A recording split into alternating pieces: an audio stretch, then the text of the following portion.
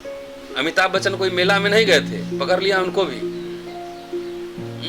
अजय आलोक मेला में नहीं गए थे, उनको भी पकड़ लिया। बीजेपी के नेता मेला में नहीं गए थे, मस्जिद में नहीं गए थे वहाँ पे नमाज पढ़ने या बिरयानी खाने, उनको भी पकड़ लिया। तो ये साजिश समस्या है, इसका इलाज भी साझा होगा। इसलिए सबसे हटिए, ये पॉलिटिक्स से हटिए और कैसे इसको काउंटर करेंगे इस कोरोना क्राइसिस को, इस पे फोकस करें। कहाँ गया स्वस्थ भारत, कहाँ गया स्वच्छ भारत। और पता नहीं नीतीश कुमार से तो 15 साल से पूरी विकास की गंगा ही बहा रहे थे। हाँ, लेकिन जब बाढ़ आई तो पता लगा कि उप मुख्यमंत्री सुशील कुमार मोदी जो है सड़क पे खुद हाफ पैंट पहन के खड़े थे। अभी कोरोना आया है तो बिहार सरकार के एक बड़े अधिकारी सड़क पे लेटे, उनकी मौत हो गई। और ये ऐसी त्रासदी है कि आपको छुपाने से और झूठ बोलने से ये कोरोना नहीं छुप जाएगी, है ना। कि विकास का आंकड़ा जैसे बताते हैं जीडीपी कुछ और होता कुछ और है, तो उससे कोरोना नहीं समझ पाएगी। क्यों बताएगा, अगर 2 करोड़ बता रहे हैं तो कोरोना ने काउंट नहीं करेगी, उसको 10 करोड़ में जाना है तो जाएगी ही जाएगी। लेकिन एक बात जरूर कहना चाहूँगा कि जिस तरीके से ये जमूरा मीडिया और जमूरा नेता, चाहे वो किसी भी पार्टी के हों, तबलीगी कह के जो जमूरागिरी किए थे, उनको शर्म आनी चाहिए। क्या अमिताभ बच्चन किसी तबलीगी के पास गए थे? अजय आलोक किसी तबलीगी के पास गए थे? बीजेपी के सारे नेताओं के संबंध क्या तबलीगी से थे? ये हमारे रामदेव दवाई लेकर लॉन्च हो गए, पता नहीं योगी है कि डॉक्टर है, समझ ही नहीं आता है कि बिजनेसमैन है। क्या जरूरत अभी बिहार में चुनाव कराने की, क्या जरूरत? कैसे चुनाव होगा, कैसे कैंपेन होगा? अब क्या चाहते हैं कि पूरा बिहार बर्बाद हो जाए? कोई जरूरत नहीं चुनाव कराने की बिहार में। 6 महीना राष्ट्रपति शासन लगाओ और पहले इलाज, कोई भी सरकार हो चाहे राष्ट्रपति शासन हो, पहले इंश्योर करो कि सब लोग स्वस्थ हों, राजनीति बाद में कर।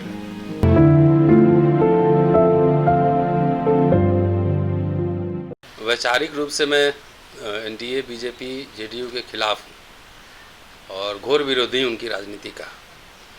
लेकिन इस कोरोना कोविड-19 महामारी में मेरी सबसे पहले कामना ये है कि सारे लोग स्वस्थ हों, बीजेपी के भी, जेडीयू के भी, सारे जो लोग बीमार हैं सब स्वस्थ हों। जब जीवित रहेंगे तो राजनीति भी कर लेंगे, वैचारिक विमर्श भी कर लेंगे। ये एक गंभीर मसला है। लेकिन जिस तरीके से चाहे भारत सरकार हो, चाहे नीतीश कुमार की सरकार हो, जिस तरीके से पूरे कोरोना मसला को पूरा जो इन्होंने हैंडल किया है, उससे लगता है कि इनकी कुछ तैयारी नहीं थी, इनकी पोल खुल गई है। और भारत जैसे दक्षिण एशियाई देशों में, और ख़ास तौर से भारत जहाँ की इम्यून सिस्टम, रेसिस्टेंस पावर ज़्यादा है, लोग तरह तरह के खाना खाते हैं, गरम मसाले हैं और बहुत सारा इरेटिक फूड है, हर समय सर्दी जुकाम होते रहता है, बुखार आते रहता है, तो इम्यून सिस्टम ऑलरेडी, और टीका भी बचपन में सबको लगता है, हमें भी लगा हुआ है। तो इम्यून सिस्टम इतना मजबूत होने के बावजूद ये भारत हमको लगता है 4-5वें नंबर पे कोरोना में दूसरे पे आने वाला है। और जिस तरह की तैयारी है यहाँ पे सरकार की, उससे भारत सरकार की और बिहार सरकार की, उनकी पोल कलई खुल गई है। जितने बड़े बड़े वीआईपीज़ हैं, उनके लिए बड़े वीआईपीज़ हॉस्पिटल जो हैं वो सुरक्षित हो गए हैं, एम्स हो, चाहे पीएमसीएच हो, चाहे नालंदा मेडिकल कॉलेज हो। और वहाँ पे इतने डिस्ट्रिक्ट के मरीज इतने जगह पे जाएंगे, पूरा रिस्ट्रिक्शंस हो गया है पूरा। तो ये देखिए, जब आपको बीमारी है ना, बीमारी है तो सीधा डॉक्टर को बोलिए कि मैं बीमार हूँ, तो उसका इलाज संभव है। इसके लिए क्या प्रिवेंटिव मेजर्स हैं, इसके लिए क्या मेडिकल तैयारी है, कुछ सब पोल खुल गया नीतीश कुमार का कि कुछ नहीं, मीठा मीठा बोलो। सामाजिक न्याय छोड़ दीजिए अभी फिलहाल, तो बंटाधार हो ही गया, सारा निजी क्षेत्रों में चला गया। हेल्थ, शिक्षा को देख लीजिए, बस 2 ही फोकस कीजिए। तो कोरोना ने इनका पूरा जो है हेल्थ सिस्टम का जो है कलई खोल दिया। बाढ़ आया था पिछले साल, तो वही सुशील कुमार मोदी 1990 में धरना पे बैठे थे बाढ़, पानी, जल जमाव के खिलाफ, और 25 साल में कुछ नहीं हुआ। तो 15 साल में कौन सा राज है ये सब समझते हैं। लेकिन एनीवेज, हम सबको एक तो पहला ख्याल अपना अपना भी रखना चाहिए, और राजनीतिक शत्रुता अलग बात है, और सब लोग ठीक हों, मतलब बीजेपी के लोग, चाहे आलोक, क्या नाम है उनका, जेडीयू के जो नेता हैं आलोक, अजय आलोक, उनको भी सुना है, हमने देखा है सोशल मीडिया में, उनके बेटा, पत्नी और वाइफ जो है वो पॉजिटिव है। हमने देखा है कितनी सच है नहीं है हम नहीं जानते हैं, लेकिन अगर ऐसा है भी तो हम चाहते हैं कि जल्दी से जल्दी उनका परिवार स्वस्थ हो। तो गंभीर बातों को गंभीरता से लेनी चाहिए। स्वास्थ्य का मसला है, सबका जान कीमती है, एक मजदूर का भी, एक राजा का भी, एक रंग का भी। लेकिन बीमारी फैल रहा था उस समय दिल्ली में व्यस्त थे, अभी राजस्थान में 2 दिन से व्यस्त थे, मध्य प्रदेश में व्यस्त थे, और तबलीगी जमुरागिरी मीडिया पे करवा रहे थे। इसलिए मैंने टीवी चैनल में जाना बंद कर दिया है कि वहाँ कोई गंभीर बात नहीं होती है, सब स्पॉन्सर्ड जर्नलिस्ट हैं।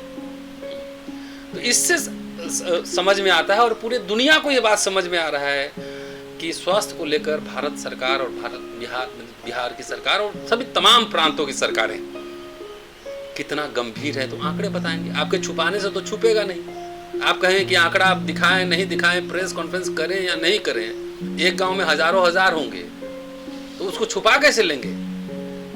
दाद खाज खुजली कोई छुपाए छुपता है? नहीं छुपता है ना। तो उसी तरह कोरोना भी जो है, तो कोरोना से लड़ने के लिए मेडिकल फैसिलिटी को मजबूत करना चाहिए था। तो कोई कह रहा है मंदिर जाओ मंत्र पढ़ो कोरोना नहीं होगी, कोई कह रहा है कि जाप करो, कोई कह रहा है ये करो।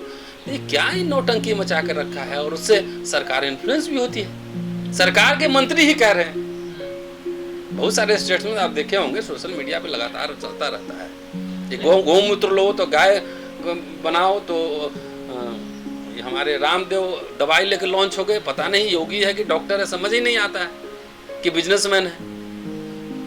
तो इसको लेकर मतलब जो भारत का रूलिंग जमात है, मैं रूलिंग जमात कहूँगा, रूलिंग जो पॉलिटिकल एलीट और सोशल एलीट है, जो बड़े लोग हैं, उसमें गंभीरता नहीं दिखी है। और बिहार में खास तौर से, बिहार में तो कुछ था ही नहीं। मैं बिहार का रहने वाला हूँ, मैं जानता हूँ कि वहाँ कुछ भी नहीं। अगर अस्पताल में आप जाएंगे, सदर अस्पताल में, तो आप खुद सिर्फ जाएंगे तो बीमार होकर लौटेंगे। मैं जहाँ रहता था बचपन में, हम लोग इलाज कराने जाते थे सदर अस्पताल में, फिर भी उस समय जाने लायक था, डॉक्टर बैठते थे, साफ सफाई होती थी।